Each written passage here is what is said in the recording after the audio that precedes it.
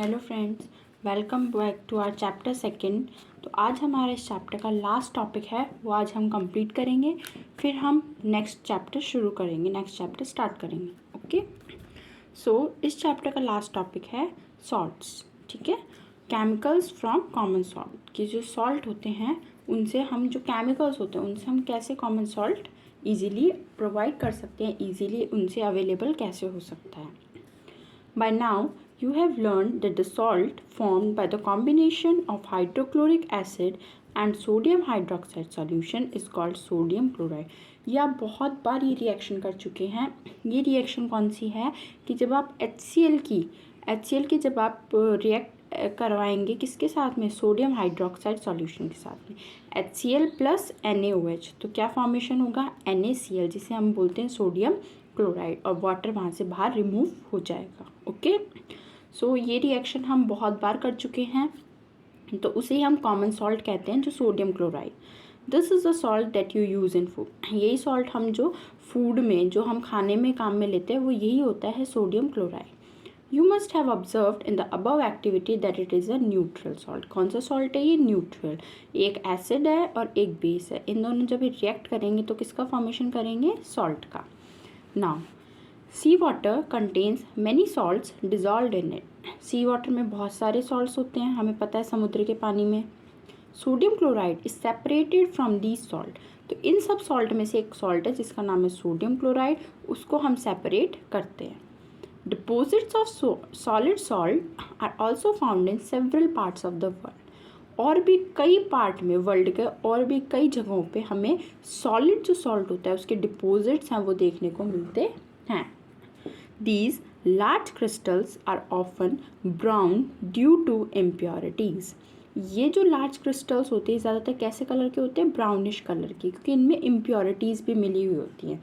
Dust हो गई, ठीक है, और भी जो भी पत्थर, छोटे छोटे कंकर, ये सब भी जो इम्प्योरिटीज़ होती हैं वो इसमें मिक्स होती है, जिसकी वजह से ये हमें कैसा कलर का शो होता है, ब्राउनिश कलर का। This is called rock salt. तो ये सॉल्ट कौन सा होता है, rock salt. Beds of rock salt were formed when seas of bygone ages dried up.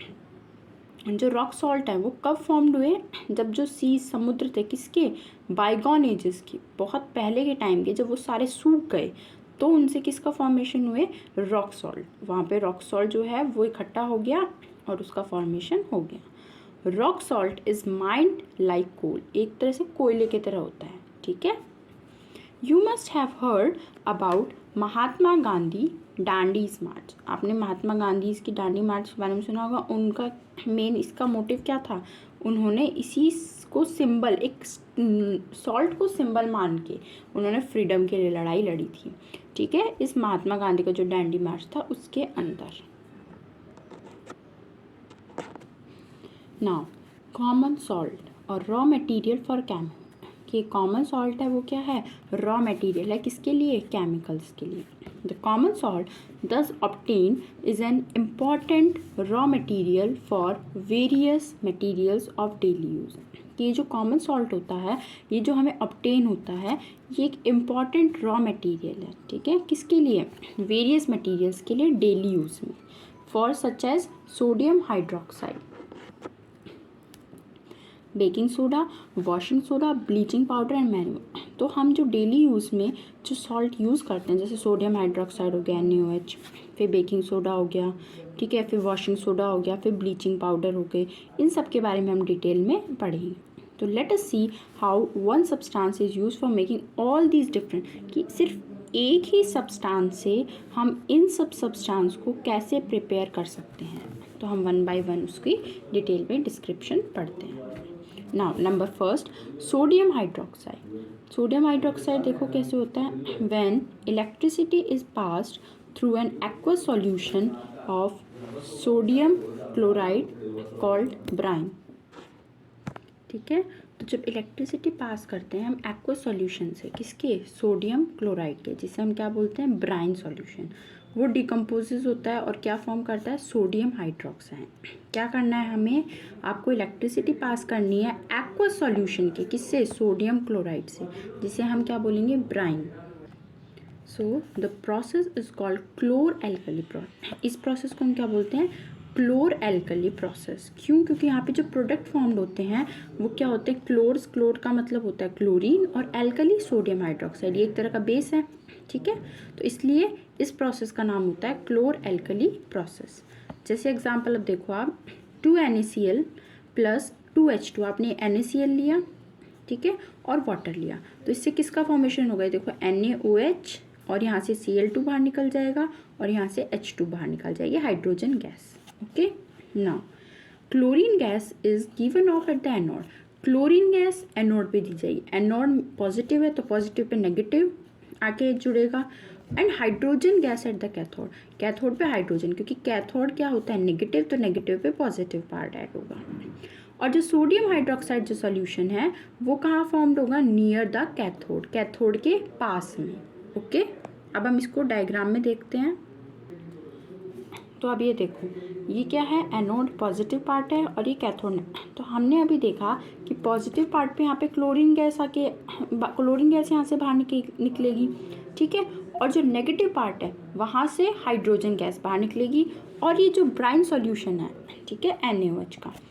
अब इनके यूजेस देखो क्या है, कि जो क्लोरीन होता है वो हमें मालूम है, जैसे वाटर ट्रीटमेंट में जैसे स्विमिंग पूल्स होते हैं, या फिर जो भी अपनी ये PVC पाइपलाइंस होती हैं, डिसइंफेक्टेंट के रूप में काम करता है। इससे क्या होते हैं? जो भी वाटर में जो भी बैक्टीरियाज हैं उनको किल करने के काम आता है। फिर ये क्लोरोफ्लोरोकार्बन्स के में काम में आता है, और पेस्टिसाइड्स। ये तो यूज़ है किसके? इस क्लोरीन गैस के, जो यहाँ से बाहर निकल रही है। ओके, अब देखो, हाइड्रोजन गैस जो होती है वो फ्यूल्स में काम आती है, फिर मार्जेरियन में काम आती है, अमोनिया फॉर फर्टिलाइजर्स जो होते हैं उनके अमोनिया के रूप में काम में आती है।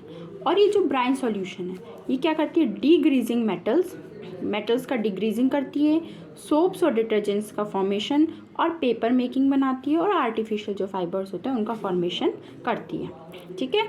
तो यहाँ तक का ये आई होप यहाँ पे सबको समझ आया होगा कि NaOH का हम किस तरीके से उसका फॉर्मेशन कर सकते हैं, किस किस की हेल्प से। तो ये फर्स्ट था आपका फर्स्ट सॉल्ट। अब हम चलते हैं नेक्स्ट सॉल्ट पे, जो है ब्लीचिंग पाउडर, जिसका फॉर्मूला होता है CaOCl2। नाउ लेट्स सी इसमें क्या होता है। You have already come to know that chlorine is produced during the electrolysis of aqueous sodium chloride। अभी हमने ऊपर देखा था, पहली चीज़ तो ये हमने अभी देखा था कि हम इन्हीं सब प्रोडक्ट से या एक ही सब्सटेंस से हम कैसे अलग अलग सब्सटेंस का फॉर्मेशन कर सकते हैं, या फिर अलग अलग सब्सटेंस को कैसे यूज़ में ले सकते हैं। तो आपने देखा कि यहाँ पे जो क्लोरीन गैस है वो अभी हमने ऊपर जस्ट रिसेंटली देखी कि यहाँ से जो क्लोरीन गैस थी वो यहाँ से क्या हुई थी? इलेक्ट्रोलाइसिस, जब एक्वस सोडियम क्लोराइड का जब हमने इलेक्ट्रोलाइसिस करवाया था तो यहाँ पे क्लोरीन गैस प्रोड्यूस्ड हुई थी, ठीक है। तो ये जो क्लोरीन गैस है, this chlorine gas is used for the manufacture of bleach. तो यही जो क्लोरीन गैस थी इससे हम किसका मैन्युफैक्चर करेंगे? ब्लीचिंग पाउडर का, CaOCl2 का। अब देखते हैं क्या होता है। Bleaching powder is produced by the action of chlorine on dry slate lime। आपको एक ड्राई स्लेट लाइम लेना है, CaOH का होल ट्वाइस। इससे आपको क्लोरीन गैस पास करवानी है, ठीक है। So bleaching powder is represented as CaOCl2, though the actual composition is quite complex. Actual में अगर हम इसको प्रिपेयर करें तो बहुत ज़्यादा कॉम्प्लेक्स है, लेकिन आपको सिर्फ याद रखना है कि जब आप स्लेट लाइम की ड्राई स्लेट लाइम की जब आप क्लोरीन गैस से पास करवाएंगे तो यहाँ पे किसका फॉर्मेशन होगा? ब्लीचिंग पाउडर प्लस वाटर का फॉर्मेशन होगा, ठीक है ना। अब हमें देखना है कि ब्लीचिंग पाउडर के यूजेस कहाँ क्या क्या है, या फिर कहाँ इसका यूज़ किया जाता है। For bleaching cotton and लाइनन in the textile industry. जो टेक्सटाइल, जहाँ की कपड़ों की जो इंडस्ट्री होती है वहाँ पे किसको ब्लीचिंग की जाती है? कॉटन के और लाइनन के क्लोथ्स को। For bleaching wood pulp in paper factory. Paper factories में ब्लीच करना किसको? वुड पल्प को।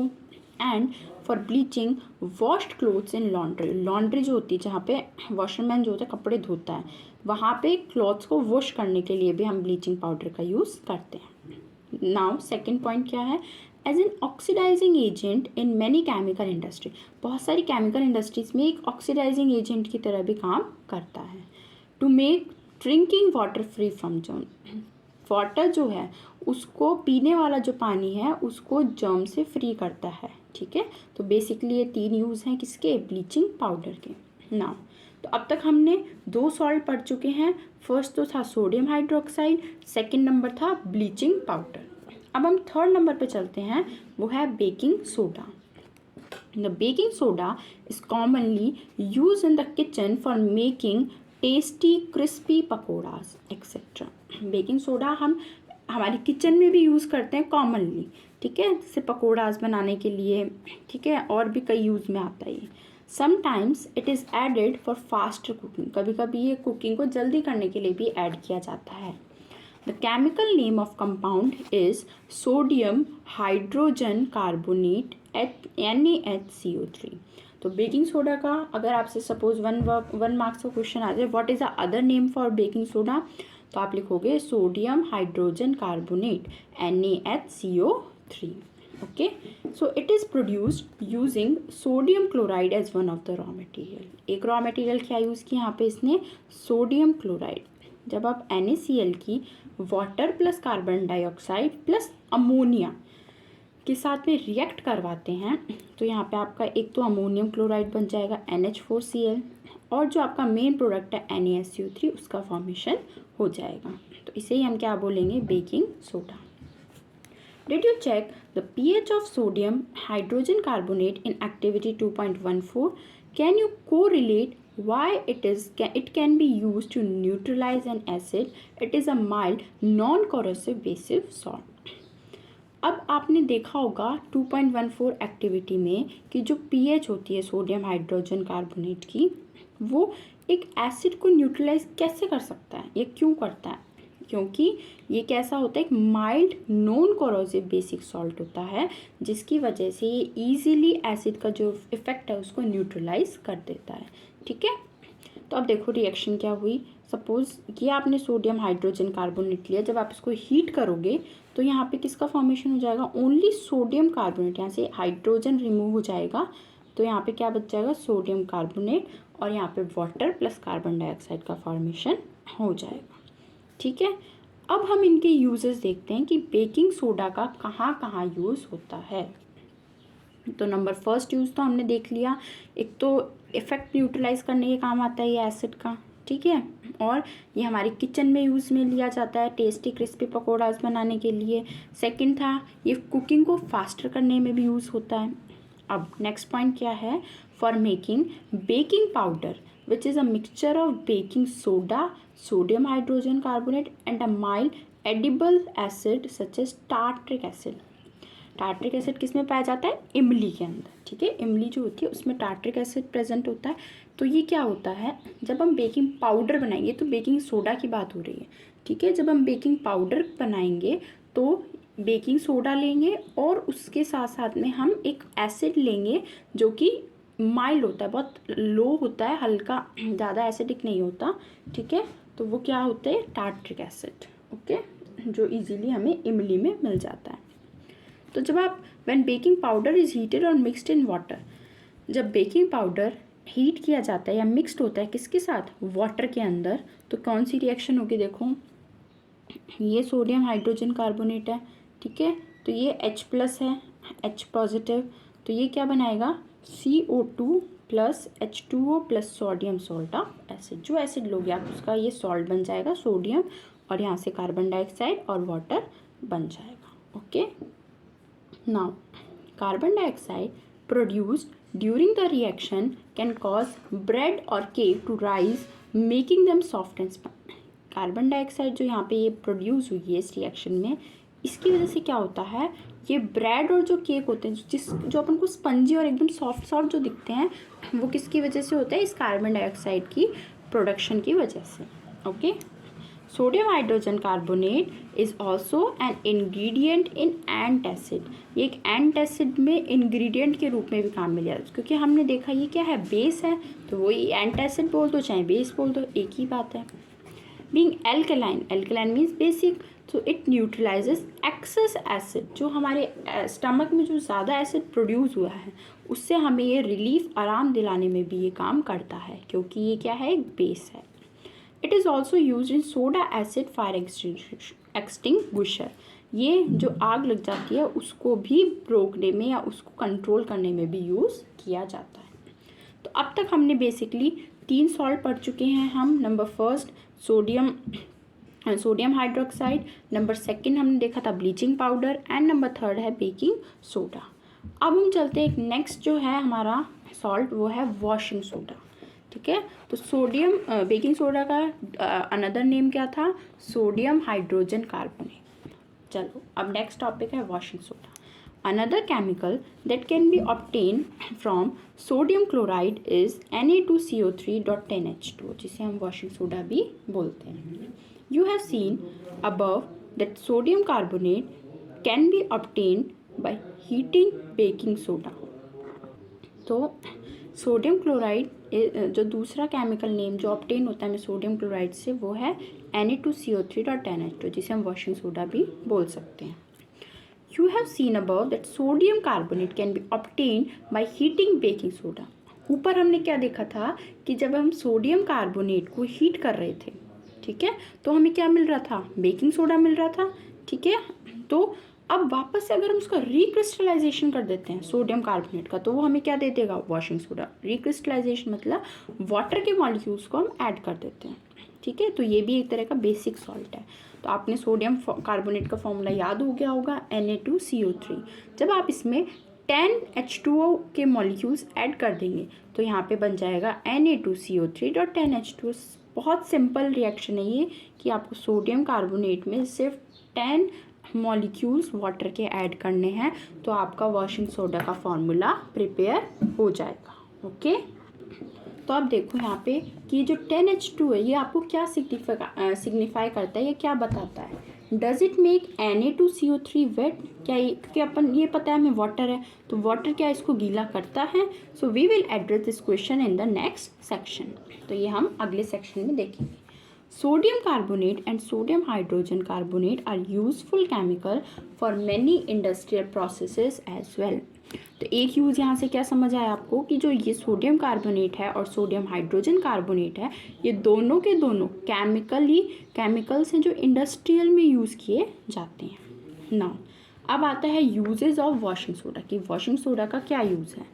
Sodium carbonate washing soda is used in glass, soap and paper industry. तो इसका फर्स्ट यूज़ कहाँ है, ग्लास की इंडस्ट्री में, सोप इंडस्ट्री में और पेपर इंडस्ट्री में यूज़ किया जाता है। It is used in the manufacture of sodium compounds such as borax। तो इसका मैन्युफैक्चर सोडियम कंपाउंड्स के जो मैन्युफैक्चर हैं उसमें भी ये यूज़ किया जाता है, सच एज बोरेक्स। जैसे बोरेक्स का अगर आप मैन्युफैक्चर करेंगे तो भी आप उसमें सोडियम कार्बोनेट का यूज़ करेंगे। Sodium carbonate can be use as a cleaning agent for domestic purpose. हम घरों में भी इसको वॉशिंग पर्पज़ या क्लीनिंग पर्पज़ के लिए भी यूज़ करते हैं। और ये परमानेंट हार्डनेस जो है वाटर की उसको भी रिमूव करता है। ठीक है, तो ये थे आपके बेसिकली 4 सॉल्ट जो हमने डिटेल में 1 बाय 1 डिस्कस किए। अब एक लास्ट एंड फाइनल टॉपिक है, are the crystal of salt really dry, कि जो सॉल्ट के जो क्रिस्टल होते हैं वो क्या वास्तव में सूखे होते हैं या नहीं। तो उसके लिए आपने एक एक्टिविटी परफॉर्म करनी है। क्या करना है उसमें, आपको एक कॉपर सल्फेट सॉल्यूशन लेना है, ड्राई एकदम सूखी बॉइलिंग ट्यूब के अंदर। अब आपको कलर जो है सल्फेट का वो चेक करना है, कॉपर सल्फेट का, हीट करने के बाद में। कब, आफ्टर हीटिंग। पहले तो कैसा कलर का होगा, ब्राउन कलर की, हमें पता है कॉपर सल्फेट ब्राउन कलर का होता है। फिर जब आप उसको हीट करोगे तो आपको क्या नोटिस करोगे कि इसमें से जो वाटर ड्रॉपलेट्स हैं, ठीक है, वो क्या होंगी, do you notice water droplet boiling tube के यहाँ पे देखो वाटर ड्रॉपलेट्स आ जाएंगी साइड में। ठीक है, ये कहाँ से आई हैं तो हम देखेंगे आगे। और आपको फिर इसके अंदर 2 to 3 ड्रॉप्स वाटर की ऐड करनी है हीट करने के बाद में। अब आपको इसका कलर नोट करना है कि वो कलर चेंज हुआ है या एज इट इज़ है। देखो So copper sulfate crystal which seem to be dry contain water of crystal. जो हमें कॉपर सल्फेट क्रिस्टल जो हमें दिखने में कैसा होता है सूखा, लेकिन उसके अंदर वाटर ऑफ क्रिस्टलाइजेशन प्रेजेंट होते हैं. When we heat the crystal, this water is removed and the salt turns white. जब हम इनको हीट करते हैं तो यहाँ से वाटर जो है वो रिमूव हो जाता है और जो सॉल्ट है हमें वो कैसा दिखने लग जाता है, वाइट कलर का. If you moisture the crystals, अब आप जब वापस उसको गीला करते हैं वाटर के साथ तो you will find that blue colour of crystal reappear. आपने 2 to 3 ड्रॉप डाली थी वाटर की, तो वो जो ब्लू कलर का जो क्रिस्टल था वो वापस से रीअपियर हो जाता है. So water of crystallization is the fixed number of water molecule present in one formula unit of salt. तो water of crystallization क्या होता है, एक फिक्स्ड नंबर होता है कि एक पर्टिकुलर सॉल्ट में या एक फार्मूला यूनिट सॉल्ट में कितने वाटर ऑफ क्रिस्टलाइजेशन प्रेजेंट होंगे.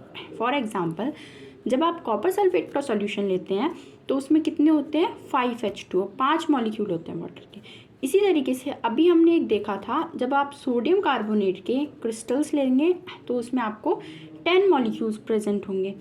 इसी तरीके से अगर आप आयरन सल्फेट का या FeSO4 के क्रिस्टल्स लेंगे तो उसके अंदर 7H2O के मॉलिक्यूल्स प्रेजेंट होंगे वाटर के. ठीक है, तो 5 वाटर मॉलिक्यूल्स प्रेजेंट होते हैं कॉपर सल्फेट में. ठीक है, तो ये बन जाता है. फिर उसके बाद में अभी हमने देखा था Na2CO3, उसमें 10 होते हैं. एक दूसरा सॉल्ट है जो कि वाटर ऑफ क्रिस्टलाइजेशन पोजेस करता है, उसे हम बोलते हैं जिप्सम. क्या बोलते हैं, gypsum. It has 2 water molecule, 2 water molecule होते हैं उसमें एक वाटर ऑफ क्रिस्टलाइजेशन के रूप में. It has a chemical formula, जिसका केमिकल फार्मूला क्या होगा, CaSO4.2H2. ओके, तो अब हम इस सॉल्ट का यूज़ देखते हैं. तो ये सॉल्ट कहाँ यूज़ होता है, ये होता है प्लास्टर ऑफ पेरिस. जब आप जिप्सम को हीट करेंगे, कब, 373 केल्विन टेम्परेचर पे, तो ये यहाँ से वाटर मॉलिक्यूल लूज़ कर देगा. ठीक है, और क्या बन जाएगा, कैल्शियम सल्फेट हेमीहाइड्रेट. मीन्स उसने 1.5 जो है वाटर मॉलिक्यूल यहाँ से लूज़ कर दिया और ये ½ H2 यहाँ पे बच जाता है. तो इसे हम बोलते हैं प्लास्टर ऑफ पेरिस. क्या बोलते हैं, प्लास्टर ऑफ पेरिस. और ये आपको पता भी है, अगर आप बुक में नहीं भी देखें तो भी आप बता सकते हैं कि जो प्लास्टर ऑफ पेरिस होता है वो क्या है, उसमें आता है डॉक्टर्स जब अपने कोई भी बोन है या फिर कोई भी अपना पार्ट जो फ्रैक्चर हो जाता है तो उसे वापस जोड़ने में, उसी राइट डायरेक्शन में उसको जोड़ने में अपने वो एक वाइट कलर का प्लास्टर लगा देता है. सेम वही होता है ये प्लास्टर ऑफ पेरिस. तो in which doctors use as plaster for supporting fractured bones in the right position. ठीक है, उसको सही पोजीशन पर लगाने के लिए. Plaster of Paris is a white powder. कैसा होता है, ये वाइट कलर का होता है. And on mixing with water, जब ये पानी के साथ मिक्स होता है तो ये it changes to gypsum once again. वापस अगर आप इसकी वाटर के साथ में ऐड कर देंगे या वाटर इसमें मिक्स कर देंगे तो वापस से किसका फॉर्मेशन कर लेगा, ये जिप्सम का. 1.5 H2O आपको इसमें ऐड करना है तो ये फॉर्मेशन कर लेगा gypsum. Again give a hard solid मास. तो कैसा होता है, ये हार्ड होता है. आपने कभी टच करके देखा हो तो. Note that only ½ a water molecule is shown to be attached as water of crystal. सिर्फ आधा मॉलिक्यूल जो होता है वाटर का वो ही अटैच रहता है एक वाटर ऑफ क्रिस्टलाइजेशन की तरह. So how can you get ½ a water molecule. आधा तो नहीं मिल सकता ना, पानी कभी आधा देखा है ऐसे. ठीक है, तो आधा तो मिल नहीं सकता. तो इसलिए इसको इस फॉर्म में लिखा जाता है ताकि 2 फार्मूला यूनिट ऑफ CaSO4 वो शेयर कर लेते हैं एक मॉलिक्यूल वाटर का. दोनों में एक मॉलिक्यूल वाटर शेयर कर लेते हैं, इसलिए हम इसको 2H2O राइट डाउन करते हैं. ठीक है, अब देखो इनके यूजेस कहाँ हैं. प्लास्टर ऑफ पेरिस एक तो टॉयज़ बनाने में काम में आता है. ठीक है, डेकोरेशन में काम में आते हैं. ठीक है, डेकोरेशन के सामान में. और जैसे अपनी रूफ या सीलिंग होती है ये भी POP की बनी होती हैं, सरफेस को स्मूथ करने के काम आते हैं. Try to find out why is calcium sulphate hemihydrate called plaster of Paris. कि कैल्शियम सल्फेट हेमीहाइड्रेट को प्लास्टर ऑफ पेरिस क्यों कहते हैं. ठीक है, सो हमारा चैप्टर यहाँ फिनिश होता है. अब मैं फर्स्ट और सेकंड चैप्टर दोनों के कंबाइन करके इनके मैं क्वेश्चंस जो हैं, ठीक है, उनकी वीडियो अपलोड करूँगी. ठीक है, तो अब तक फर्स्ट और सेकंड चैप्टर हमारा फिनिश हुआ है. इसको आप अच्छे से देखो, रिवाइज करो, फिर हम मिलते हैं क्वेश्चंस के साथ में फर्स्ट और सेकंड चैप्टर के. ओके, ठीक है. Thank you.